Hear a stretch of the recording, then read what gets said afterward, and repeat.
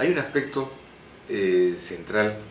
que creo da cuenta de la forma en la que la Corte Interamericana en su jurisprudencia ha tenido en cuenta las características específicas de los pueblos indígenas al momento de procesar casos y de resolverlos.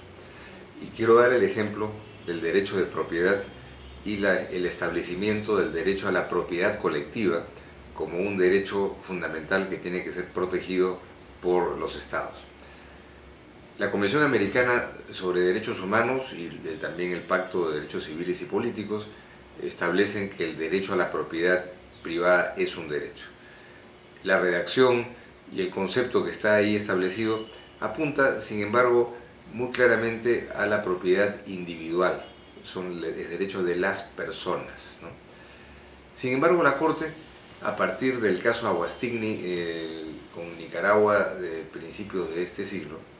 estableció un principio a partir de la realidad que se ha repetido en numerosos casos sobre Ecuador, países del Caribe y otros países, en el sentido de que las características étnicas de la mayor parte de pueblos indígenas en las Américas establecen como un elemento de su propia identidad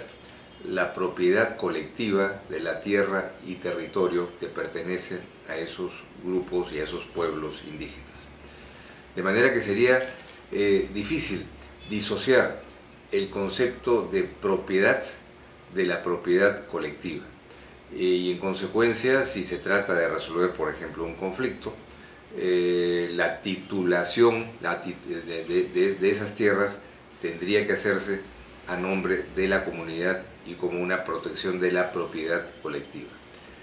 No dice nada la Convención Americana sobre Derechos Humanos de la propiedad colectiva, pero es a partir del análisis de la realidad social de estos grupos étnicos que, insisto, en su gran mayoría tienen en la propiedad colectiva un elemento de su propia identidad que la Corte ha establecido como jurisprudencia ya vinculante,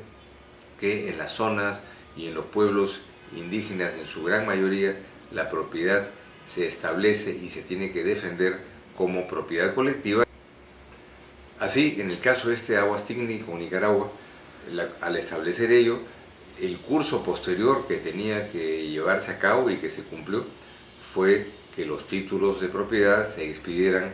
a nombre del colectivo, a nombre del pueblo indígena y no de los individuos.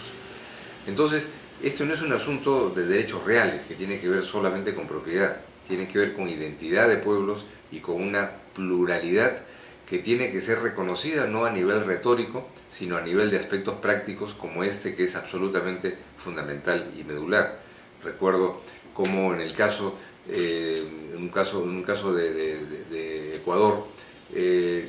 los representantes del pueblo indígena Sarayaku expresaban cómo al interior de esa tierra, de ese territorio, estaban las almas de sus ancestros y cómo cierta forma de explotación o exploración de búsqueda de recursos petroleros podía afectar esas almas de los ancestros. En consecuencia, esa propiedad colectiva no era pues la de un lote que podía pertenecer a una familia o a un grupo pequeño de personas, sino que iba más allá de lo que podía estar ocurriendo en la superficie de esa tierra, porque aquí se habla de tierra y de territorio. Entonces, es muy importante saber que ese principio está establecido en el sistema interamericano, que en otras regiones del mundo ese avance no se ha producido aún y que ya es sostenida la jurisprudencia de más de 15 años de protección de este derecho a la propiedad colectiva, que da cuenta de un tema ya consolidado en el derecho internacional. La propiedad privada, pues,